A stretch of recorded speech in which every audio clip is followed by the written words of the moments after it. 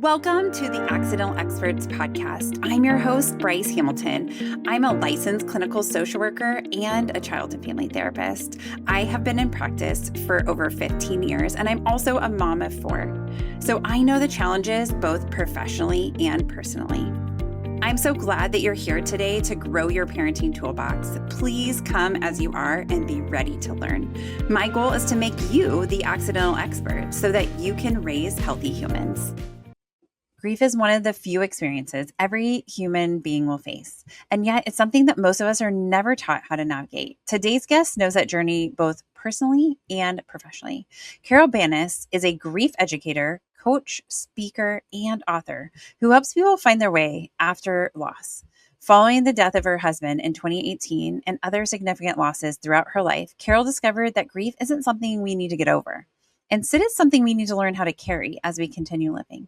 With more than 36 years as a physical therapist, Carol brings a unique understanding of how grief affects both the heart and body. She's the author of 5 books and the co-founder of the Grief Gurus community. Today, we're talking about loss, healing, resilience, and what it really means to move forward while honoring the people and things we've loved with our kids.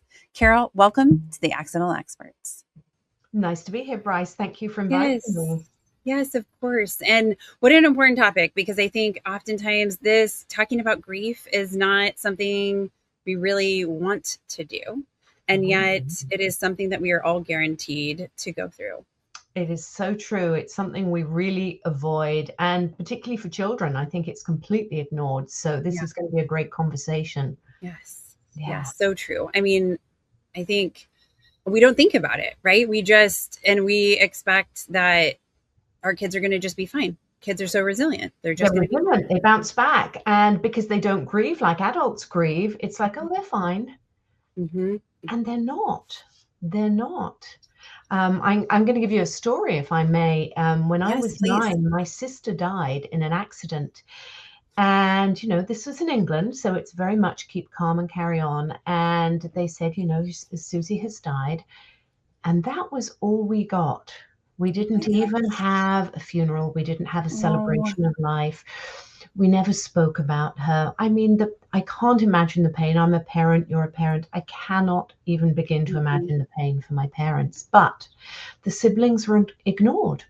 Nobody ever said, how are you doing? Or this is what we do. And the issue with that is that modeled grief for me at a later date when my husband died. And I grieved very hard then because I hadn't actually grieved my sister, and I had to come back and do that. And so this is such an important conversation. How do we even model grief for our children when we're grieving?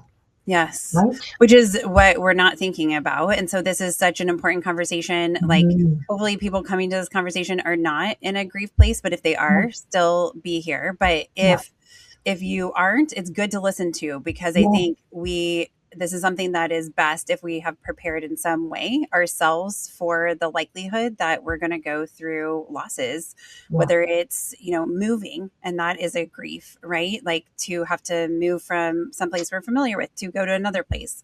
But then there's death, right? Or the death of an animal, or friends moving away, like just all these different things that happen. Yes, that are grief, and grief is messy.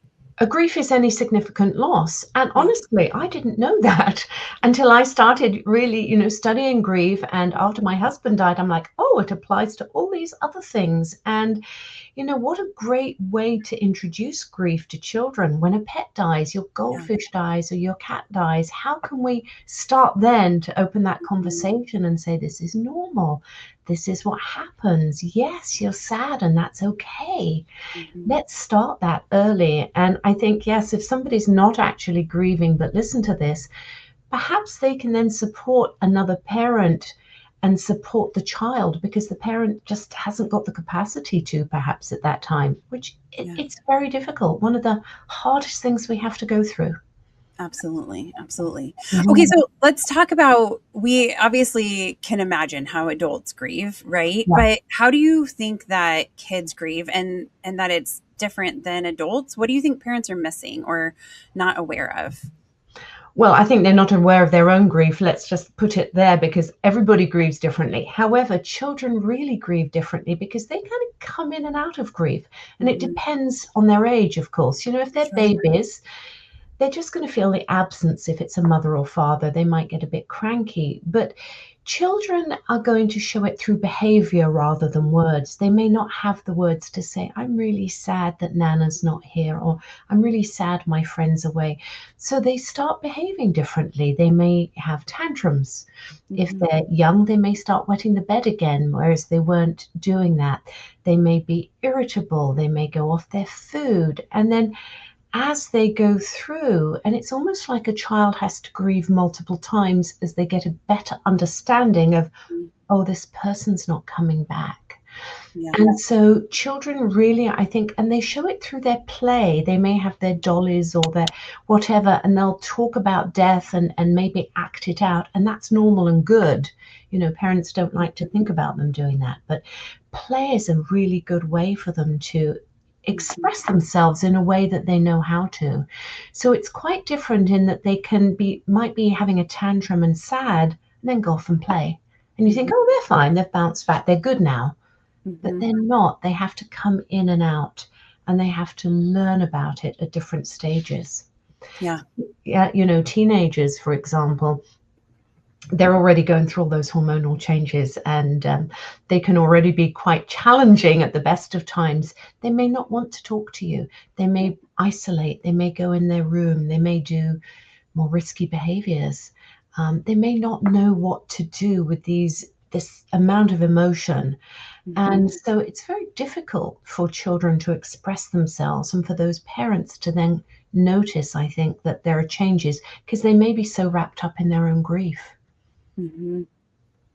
Yeah. And it is, I don't think we were meant to raise kids in isolation or be humans in isolation. And we definitely have moved away from a community aspect of raising our kids. But I think as much as we can step in, if there's other people in your life who are going through something that is grief, right? To supporting them of like, you can ask the questions. How are you? Right? How are you feeling? Right? Like, exactly. And I think it's creating an environment, whether it's you as the parent or a trusted friend, a best friend, or an auntie, or somebody who can step in and say, how are you doing? Or, you know, what's difficult right now? Or I'm here if you want to talk. Because, you know, a teenager doesn't want to talk really anyway. But, you know, have the channels open, be present, spend time. I think community is a really big thing, isn't it? Yeah. You know, we need to spend time with our children, even if we're just sitting with them. It's the same for an adult in grief. Sometimes there are no words. There are often no words. How about you just sit with somebody? Yeah. And create a sense of safety. I think this is a very important thing for children, especially, well, you know, all ages. They get worried that something might happen to them. And so we have to really tell them that they're safe. And create that safe environment. Yeah. I think, that can be especially scary. There's like normal developmental stages that our kids will go through that death is on their mind, right? Even if there hasn't been a loss, and that it's as things are becoming more concrete in their minds, right? So I find that kids between 5 and 7, that's a time that death is on their mind, and just normally, developmentally, they're figuring out that like life ends, and then they sometimes start being worried that their parents are going to die. Yeah. Or that they're going to die. And the truth is we are all going to die. We are all going to die. Yeah. Yes. And it's really difficult because they may ask questions over and over. They're just trying to understand, especially as you say, that sort of 5 to 7-year-old. Well, why did they die? Well, what happened? Because they already have that innate curiosity. And I think it's really important that we can be very clear, you know, their heart stopped working, or there was an accident, or their body doesn't work anymore. It's important that we can keep it as an age-appropriate explanation, because children will use their imagination, won't they, to fill in the gaps. And particularly these younger ages, they think it was my fault. They might say, I hate you, mummy. I hate you, daddy. Because kids say that sometimes when you've told them not to do something. And then there's an accident and mummy or daddy die. And that child then takes on that guilt and thinks, it was my fault. And so we have to really be aware of that and say, it was nothing to do with you. Their heart stopped working, or the body stopped working, and make it clear that it was not the child's fault, because then they're going to get anxious and worry. So that's something to be aware of. And then as they age, we talk about it. Don't say mummy went to sleep. Because although that's a very gentle way, and we think of it as a very gentle way of doing it, for a child, that can then set up sleep problems. Yes. They're frightened of sleeping because maybe they won't wake up. Or Nana's gone away. Well, then why isn't Nana coming back again? And so children can get worried about that. So if we can be very clear, the body stopped working and they died.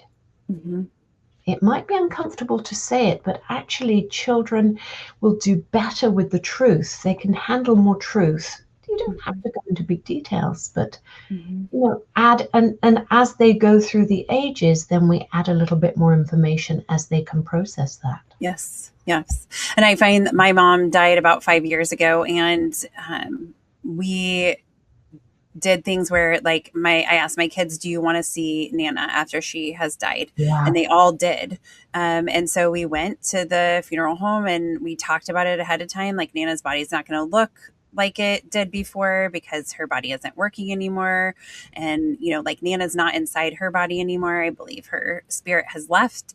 And this is just, what is left of her body. And we talked about it. My mom wanted to be cremated. So we talked about that. Right. So we had lots of logistical conversations. And I find that my kids will every once in a while say, tell me the story about when Nana died.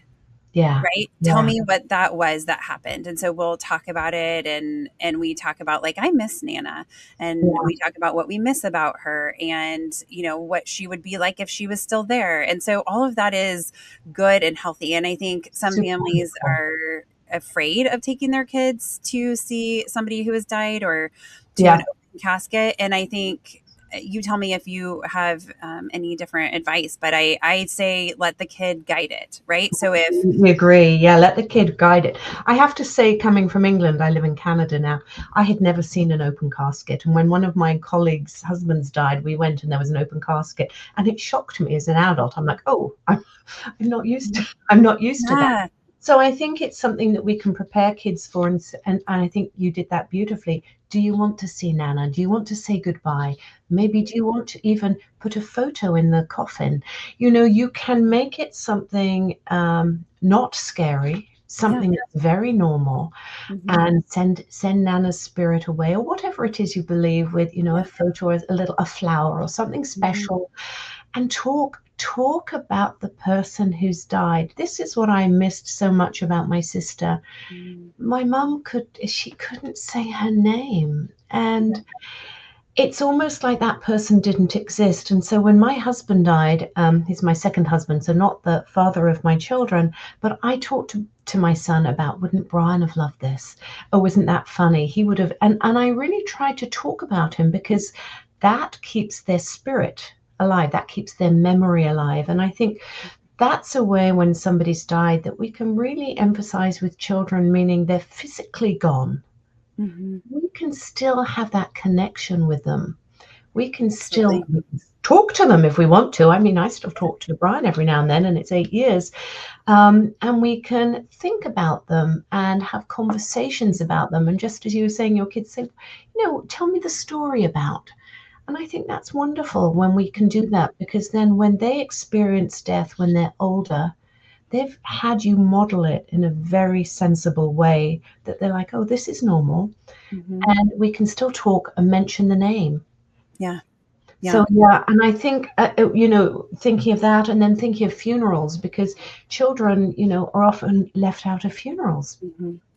And I have a client whose husband was left out of his dad's funeral, and his dad was quite a well-known sporting person. And all of the kids got time off school to go to the funeral, but he didn't get to go to his dad's funeral. And she said, for a lifetime of that, it traumatized him. It affected him so much through his life that he didn't get to go and say goodbye. And I think funerals are a good way for us to say goodbye, but certainly if it's younger children, have somebody with that child that can take them, that can comfort them, can take them to the washroom if they need to go, so that you can still be there, because you don't want to be worrying too much about them. But again, giving them the option. Do you want to come and say goodbye? Or sit at the back? Or would you like to pick out a photo of Nana that we can show? Involve them. Yes. Involve them. And I think they want that, right? Like, I think that shows how much they cared about that person. Of course. Right? And so I think not getting to do that is, if they don't want to, obviously that's different. But when they want to and then not being able to do that, that is like a secondary loss that they're experiencing. Yeah. I think so. And I think we can be creative, because if they choose not to do that, that's fine. Then you do something afterwards, and say, well, let's write a letter to Nana, or let's put photos together, or let's make a memory box. We can do other things to help them keep that connection, but to think about the person. We don't have to shut the person off. It used to be that when somebody's died, we're told to move on, leave them, just let go. You'll do better if you just cut everything. We know that's not right, that we need a continued bond. And so how do we teach children to create that bond, that mentioning their name, that maybe visiting the cemetery, putting flowers on, but talking about them? What did you love about, maybe it's mommy or daddy? And that's really difficult. What did you love about them? What do you miss about them? What do you think they'd say about this? Wouldn't they be proud of you? So really just keeping that relationship alive, I think is important. And it's very hard as a grieving parent to do that. Yeah. Very How do you think parents are honest about this process? Like, let's say it is the death of a sibling, like in your case, or their parent has suddenly died. It's not something, I mean, even when it's a long illness and we know that we're looking towards death, I mean, I think that is still very difficult. But when it's sudden, how do parents talk about it? How are they honest about what's happened, but then also what they're experiencing with their kids? I think they have to be honest and say, I'm sad too. I really miss whoever it is. This is really hard, isn't it? But I think it's really important to share, but not overshare and not lean on the children, right? So it could be easy if you're just feeling completely bereft, which of course you might be, to then lean on a child who then takes on that responsibility. I have to look after mommy and daddy, and they ignore their own. So it's about sharing, but not oversharing, and not using your child as a counselor. I think, that's where we need to do that. And I think it's looking after yourself. We come back to that oxygen mask in the plane, don't we? You have to do your own self-care. You have to look after yourself so that you can then be present for the children. There's something called the dual process model, which really talks about where we go between grief-related activities, loss activities, where we talk about the person, where we maybe cry, we're sad, and more restorative activities like, let's go out for a walk. Let's start, going back to work. And we go between the two. And I think it's understanding that about grief, that we're not sad 24/7. I know initially you are, but eventually we sort of move between, okay, I'm really, really sad. And you can show your kids you're sad, but you can also show them, you know what, I need to get back to work, or I'm going to shower. I'm going to get up and shower today. So we go between the two of them, and we model that for them, that it's okay to have a little sadness, but it's also okay to start getting back to life just gently. Well, and I think parents often ask me, or say to me, I don't cry in front of my kids. And I think that it's okay for kids to see us cry, right? It gives them permission to do that. I'm so glad to hear you say that as well. I think it's hard to know what to do, right? Like, you don't want your kids to feel too much, right? We want to protect our kids. But the truth is, I mean, they are going to feel it. They are going to feel it. Grief is something we should feel, and it's normal. And I think we have to get over the idea of we have to fix grief. First of all, we have to feel it. If somebody you love has died, you are going to be sad. And there is no easy way to take away that sadness, nor should you. If you've been married, say, for 50 years, why would you not feel terrible when this person is no longer there? And I think a child should see you be emotional because it models to them that it's okay to feel emotions. When we don't feel emotions and we push them aside, then we're going to have issues further down the line where grief comes back. It doesn't go away unless you deal with it. And it'll come back as maybe migraines or insomnia or anxiety or depression or physical aches and pains. So let's deal with it and show children that actually it's okay to be emotional. And it is an emotional roller coaster. You know, one minute you might be sad, the next minute you might feel anger. Maybe you've never been an angry person, but now this anger is coming up. How do we deal with that anger in a safe way that doesn't hurt the children or hurt anybody else? But you can say, I'm really angry at that drunk driver. That's fair. Show that that emotion is okay. So yes, I think we should be able to cry in front of children, but obviously not so much that they then are worried about you, that you're not going to be okay. So I think some tears in front of children is absolutely valid. Yeah. Well, and I think if you share too much, right? Like, I think sometimes parents might recognize like, whoa, I went too far, or I realized I'm using my kid. I should talk to a therapist or a friend or, some other adult. And we can walk it back, right? We can recognize that and say, this is what I recognize I was doing. And I don't that's not an appropriate thing for me to do to you. Like, we can all be sad and have grief, but here's how I'm going to handle this to know that I'm going to be taken care of. Exactly. And again, you're modeling sensible behavior, owning the issue, right? And saying, you know what, I shared too much and I didn't mean to worry you. You know what, I'm going to get some help for me so that I can be here for you. And I think that's really appropriate. Yeah. So we talked a little bit about signs that a kid could be grieving and we not realize it. Do you think that there are ways that maybe we also might be grieving that we don't realize that it's grief? Oh, yes. I could do the whole podcast on this one. So, I didn't know this, but grief is really a whole body experience. We all know we're going to be sad. Of course, we're going to be sad. But, do we realize about the lethargy of grief, the overwhelming fatigue? So you may be a busy mum, your husband's died, you've got 3 children, you've got to go back to work and you think, gosh, I'm tired. Well, actually, grief is tiring because we're trying to process the loss. So you may not realize that part of your exhaustion is grief. You may not realize that, gosh, I seem to be picking up a lot of viruses or colds. Well, guess what? In grief, our immunity isn't as good. Our inflammation is more. So you think, gosh, my shoulder that I hurt 20 years ago is really bugging me. Part of your grief. We've got cognitive issues. We have decision making. So hard to make decisions, Bryce. I'm very decisive, or I was. And you look at something, you're like, do I want this or this? Oh, I don't know. And you're humming and hawing and you can't make decisions. Part of grief. You can't focus. I couldn't read for months and months and months. 2 sentences and my mind would go somewhere else. I couldn't read books. You don't realize this. So our cognitive function, actually, this is a statistic that might be helpful. When people have lost a significant other and they go back to work, in that first month, they're only really functioning at 25%. Wow.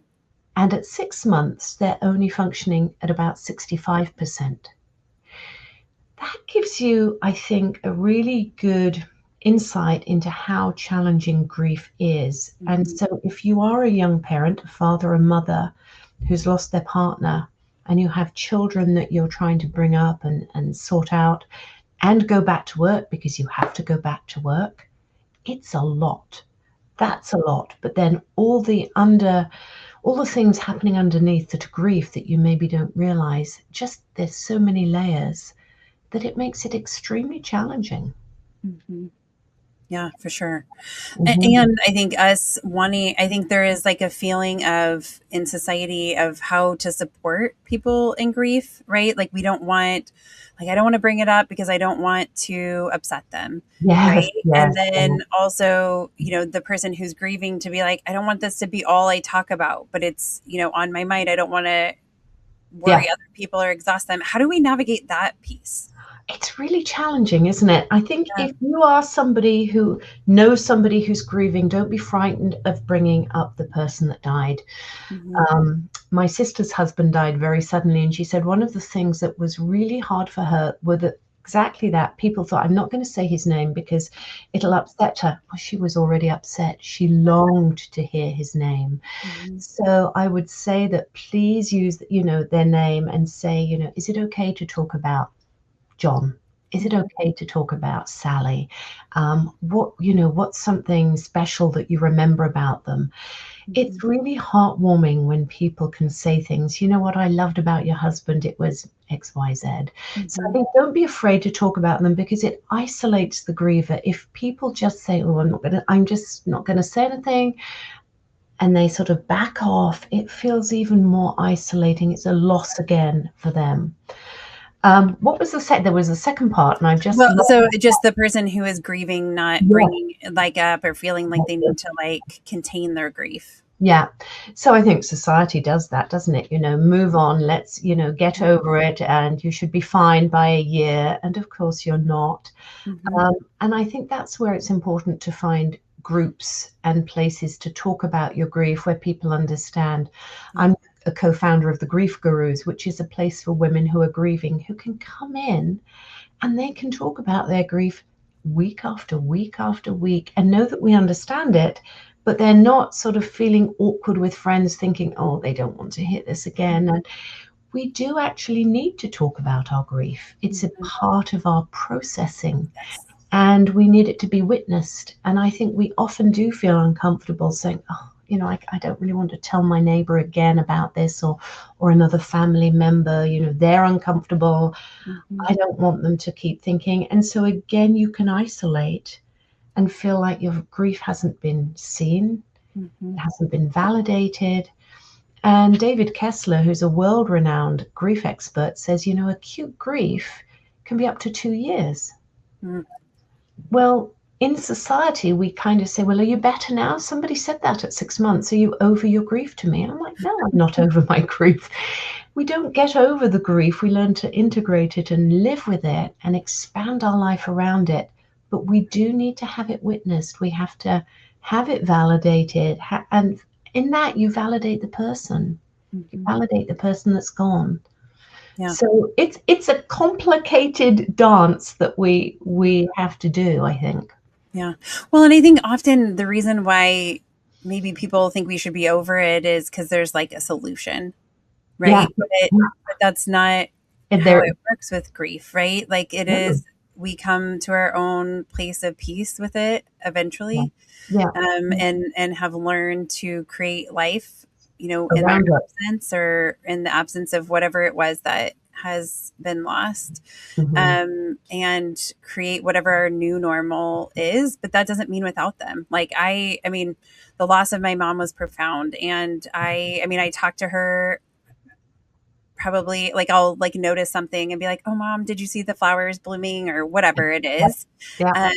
Or I see a red bird and that reminds me of her, or just experiences that I've had that I feel like she's been present in my world in some capacity. And I think, in my life, I have felt like the veil between heaven or wherever we go and earth is actually quite thin. It's not I, as distant as we think. And I don't think I put a lot of thought into that until my mom died. And there are things that like are undeniable that she has been in our lives doing things and present and whatever. And that brings me and my kids peace. And I think everybody has different views on that, and whatever you view is good. But I think having something feels good, right? yeah, Even yeah, if I'm with you on that, and everybody is different. I'm going to say my sister is very different to me in that she thinks death and that is it. That is it. Nothing. I'm on a spiritual level differently. Yeah. And I mean, a couple of examples. I was in England the first time after my mother had died, and I was actually walking around a cemetery, Paddington Cemetery. It was a beautiful cemetery, walking. And I got a little teary, it was, she died in COVID. And I sort of said, Mum, send me a sign, she loved robins. I said, send me a robin.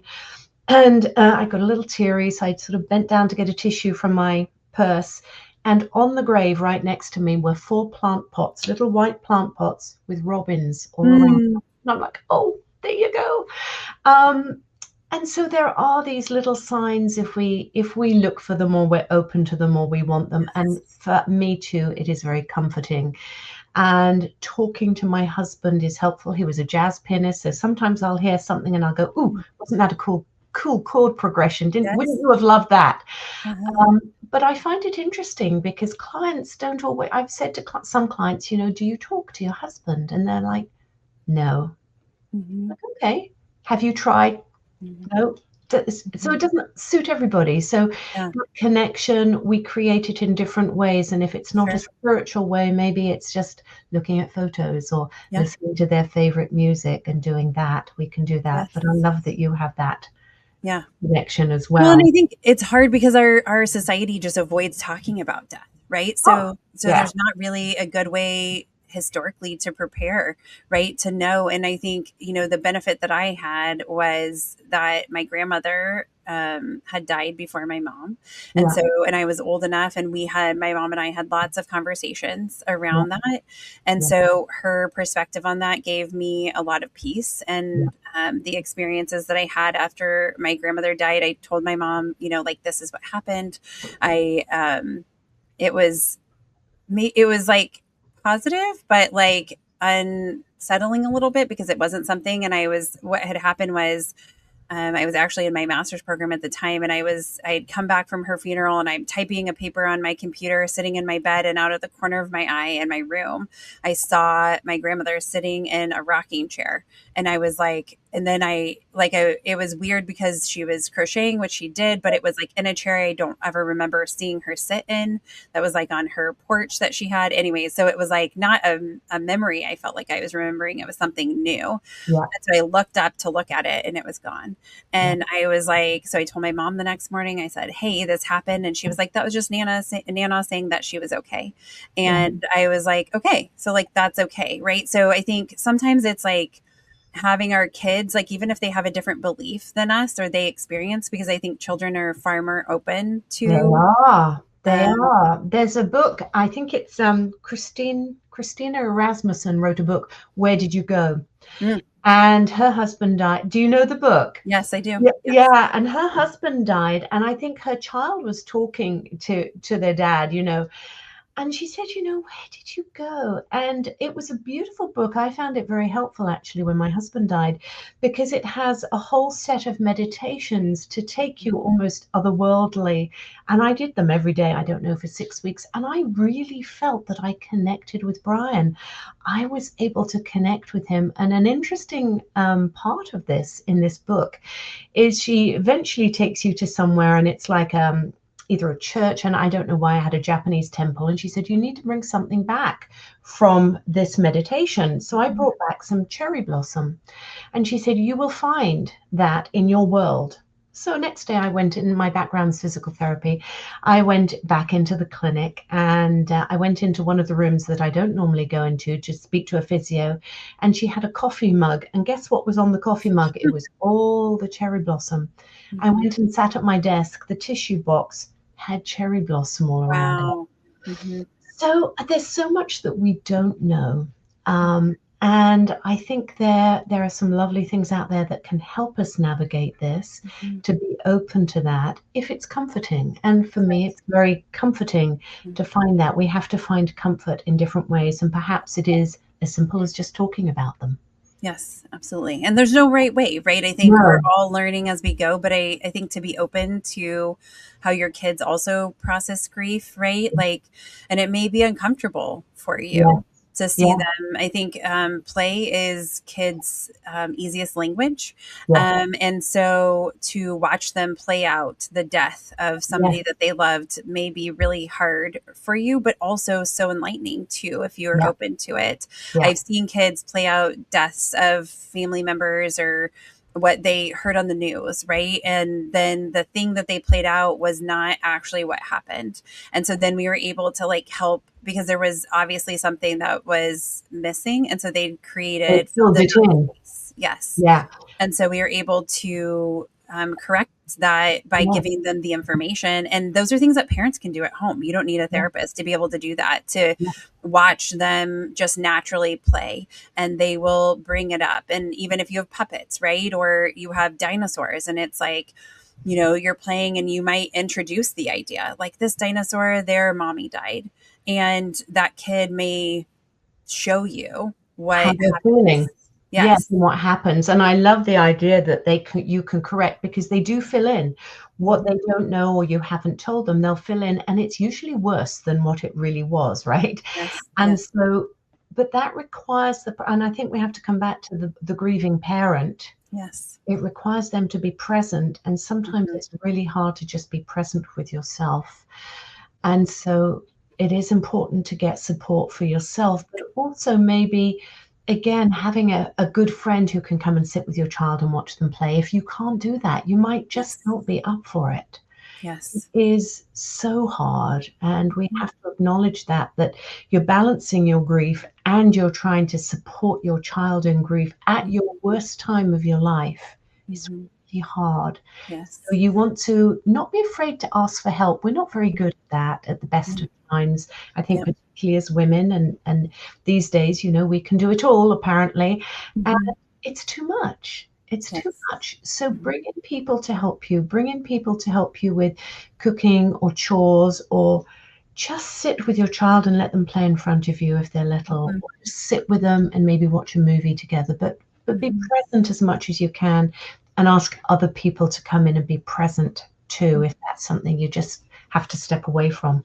Yes. And it's totally appropriate. It's okay for you to need space. It's okay for you to need to turn in to yourself. And if that looks like taking care of yourself, right? There's a purpose behind that. I think something that somebody said that I wanted to say is that feeling of grief is where you have love and there's nowhere for it to go, right? The person is missing. And that made me feel so seen, I think, of like just knowing that like, oh, that's that like aching feeling, that like super deep hurt in my heart of like wanting to send that love. Yes, literally hurts. Yes, right?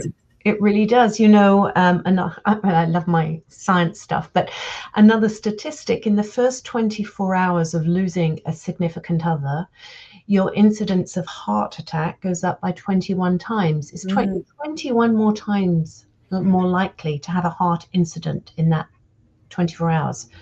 Again, it shows how profound grief is and how much it affects us physically. And yet, as an adult, we're expected to go back to work in 2 to 5 days here in Ontario. And how do you balance that with your family and their needs and their grief? It's too much. So having conversations like this out in the open so people can go, oh, okay, I think is really helpful. So I'm so glad we're talking about this. Yes. Well, and you giving that statistic makes sense why we say people die of a broken heart. Like literally that is the research behind that of like, there's a lot. It's so profound. Yeah, there's a lot. And I can't remember offhand all the other statistics, but if a parent dies, your likelihood of stroke goes up and cardiac arrest goes up. We never think of that. So yes, and the closer you are to somebody, the more linked you are, the more significant they are in your life, the higher the incidence of some of these physical issues. Of course. That totally makes sense. I think it's nice when we have science behind it, because sometimes when we're going through grief, we feel crazy, right? We're like, yes. And I hate that vernacular. I hate saying that, but that's how it feels. Is like I've like literally lost my mind, or like I can't remember things. Like you said earlier, like you could read 2 sentences and you're like, I know I'm an intelligent person, like going through so much school, or I'm capable of going grocery shopping, but I can't remember, and then I can't cook, or I don't have the energy to do these normal tasks, the things that we would want to do or we did do before. Yeah. And people can think, well, I'm just being lazy. Mm-hmm. And no, you're not. You're grieving. I mean, I've done workshops. You're not crazy. You're grieving, because it does feel like you're losing your mind. You do feel like, wow, I could cope with it. I coped with the kids and doing their lunches and getting them to school and then taking them to soccer practice and working full time and doing the house. Well, guess what? You can't do that when you're in grief. You just can't, because you will burn out. Mm-hmm. And you have to give yourself permission to grieve. You have to give yourself space to grieve, so that you can fill up and look after yourself and look after your children, your family, and everything else. Mm-hmm. But we do have to allow ourselves that time. And the other thing I would say is we have to be an active participant in our grief, in that we have to mourn the person, not just push it away. Mm-hmm. But we have to show that it's okay to be emotional and do that. And that is grieving, that's mourning, and that's healthy. Mm-hmm. It's normal. Yeah. Well, I think something else that we tend to push away is our body oftentimes gives us cues of what to do. Yeah. Right. And so when we push away the things that our body wants us to do, we're actually keeping that energy in our body. And like you said, it's going to come back. And I remember when my mom died, it was actually right before we were going to remove life support. So she was incredibly sick. Her organs were shutting down. And so we were waiting to remove life support until my oldest brother got into town. And so that night, I remember I woke up and I couldn't sleep. And I just wanted to punch something, which is very unlike me. I'm not an aggressive or violent person. And I just felt like I needed to hit something or run. Right. And so this is our nervous system telling us things about our body. And so at the time I was pacing back and forth in my bedroom, and my husband wakes up and he's like, "Are you okay?" And I was like, "No, I am not okay. I'm not okay." Yeah. And so, it was the middle of the night, so I couldn't it was not a safe time for me to go for a run. But I was doing air punches, I was doing a workout, and it was just you were just moving emotion through, right? You didn't get a pillow and punch a pillow. I should have. At the time, I was like, you couldn't think, right? I couldn't think. Yes. Yeah. Yeah. Yeah. I just knew that that's what my body wanted. And it felt like part of me wanted to shove it away, push it away. Yeah. Right. But then the other part of me is like, I have to get this out. I don't want it stuck in my body. And because this is so profound, it was me recognizing that this was imminent, that this was going to be the reality of our lives. Yeah. And so I think, also giving yourself the permission that obviously do safe things, right? Yeah. Let's not punch other human beings or put holes in our walls. Yeah. But to do things that our body is calling us to do, like running, doesn't mean you're running away from home, but to go for a walk, right? Or to run in the driveway or run down the street or whatever it is, take your kids with you, right? I think that those are things that we can show them, my body's feeling like I need to do this thing, right? Yeah. Or I'm feeling like I need to lay on the floor, right? Yeah. It might seem obtuse or not your normal thing that you would do, but your body is trying to guide you, to tell you what to do to help it move through. And I think that is also an uncomfortable part of the process, is sometimes our bodies telling us things or listening to them.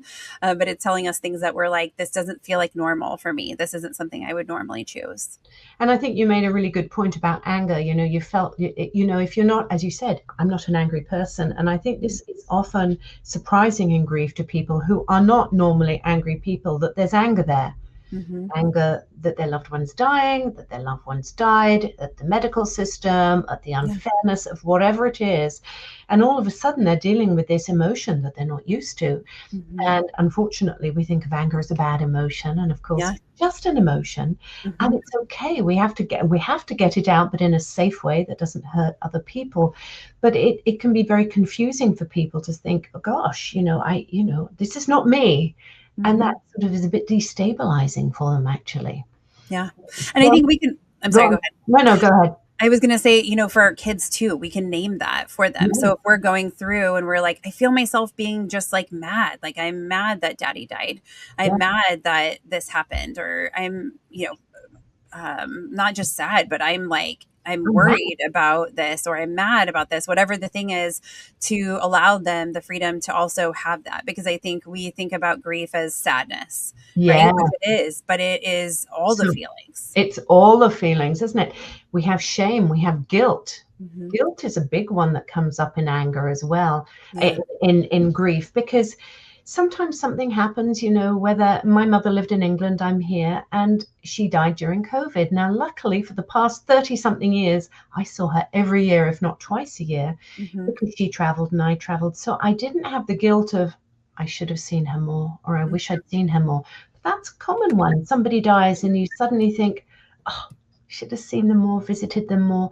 Or if it's a death by suicide, if only I'd taken the last call, if I had only realized all of these things. And again, David Kessler says, your brain would rather feel guilty than helpless. And of course, sometimes in death, we do feel helpless, whether it's an accident, addiction, suicide, a long illness, or maybe you should have picked something up, or maybe I should have made them eat healthier or exercise more or stop them smoking. And we take that on, something that is really not our fault. And so guilt can be a challenging emotion for us to deal with during grief. Sure. Well, and it gives you the perception that you have some control. Yes, exactly. Right? And you don't. But it's that it's gaining control in an uncontrollable situation, and unfortunately, it doesn't feel good. Yeah. Well, and gaining control can also look like doing grief as well as you can, right? Like that can also be a part of like, I'm not going to push this down. Like that's the control you have, is like, I'm going to allow myself to process this, even though it's really hard and it sucks. And I don't want to be in this spot. I don't want my kids to feel this. I don't want anybody to be in this. And yet we are, right? It's accepting that reality, and being able to just allow yourself to move through the messiness of grief. I think so. I think it's the choice of how do we respond to this? How do we do this? And I can remember a year after Brian died, sitting on the sofa thinking, I don't want to feel like this for the rest of my life. I do not want to. So what do I need to do? And then I know that everybody Googles grief, of course, because that's, or ChatGPT now, but we all Google it. And what usually comes up are the 5 stages of grief. And I just want to tell everybody that these were not written for grievers. These were written for the terminally ill. These were Elizabeth Kubler-Ross's observations, and she opened up a conversation about grief, which is great, but we don't move through these specific stages. There isn't a nice grief blueprint. If only there was, right? Of course, it would be lovely if we said, well, at 6 months, you'll be here, and at a year, you'll be here. And we all grieve so differently for different reasons, the relationship, how our person died, how it was modeled for us. And so, we want to do grief as best we can. And sometimes you need to understand it and get support so that you can choose and take a little control and go, you know what? It's really tough, but today I'm going to have a shower, or today I'm going out. It may be as basic as that initially. But it's how do we take a little bit of control back? Yeah. Is there any way, I feel like I already know the answer to this, but I want to reiterate, is there a way to do grief perfectly or to support your kids perfectly in this grief process? No. You knew I'd say that. Yes. No, I think you can be as honest as you can. I think naming and showing your emotions, being present and being comforting and being safe and reassuring, I think, for children at all ages is really important. I think being open to conversation, if they're not wanting to talk now, say, listen, anytime you want to talk, just come and tell me. You want to talk about Nana, but don't force it because they don't want to.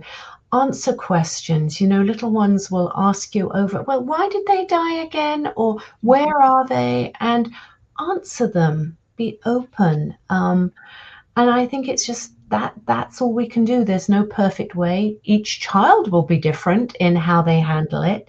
You have a different personality. And I think honesty, presence, kindness, understanding. Yeah, I think that's the way I would deal with it. Yeah. Lovely. Okay. So if there's parents out there that are listening to this that are going through grief and feeling like they're falling apart, what would you want them to hear? I would want them to hear that it is challenging, it is really difficult, and get support. Get somebody to help you. Support can be any number of things. It can be a therapist, it can be a coach, counselor, whatever. But also ask your friends for help. The basic, your community.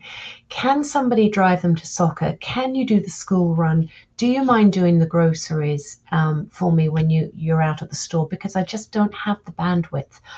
Ask people to support you. Mostly they really want to, but they don't know how to.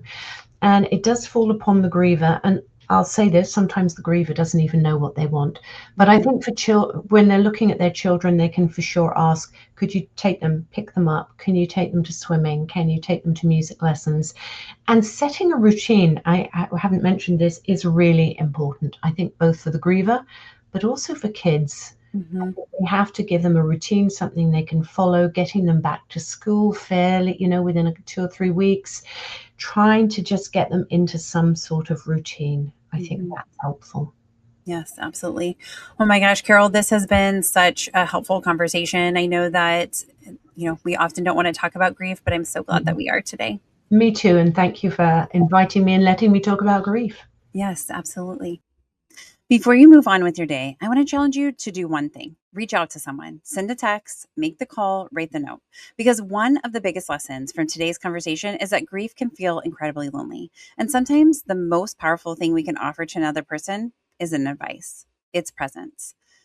Carol reminded us that grief isn't something we fix, it's something we walk through. And while none of us can take away another person's pain, we can remind them that they don't have to carry it alone. Carol, thank you so much for sharing your heart, your expertise, and your hope with us today. And thank you to our listeners. If this conversation resonated with you, please share it with someone who may need it. You never know who is carrying a loss that others can't see. Until next time, remember, grief is the price of love, but love is always worth it. Keep showing up for yourself, keep showing up for the people you care about, and trust that healing happens one day, one breath, and one connection at a time. Until next time, have a great day. Some words from our legal team. The information presented in this podcast is not intended or implied to be a substitute for appropriate professional advice, diagnosis, or treatment. All content, including text, graphics, images, and information contained on or available through this podcast, is for general information purposes only. This podcast makes no representations and assumes no responsibility for the accuracy or information on or available through this podcast, and such information is subject to change without notice. You are encouraged to confirm any information obtained through this program with other sources and review all information regarding any condition or treatment with the appropriate professionals. What we're saying is, yes, I am a real therapist, but I'm not your therapist.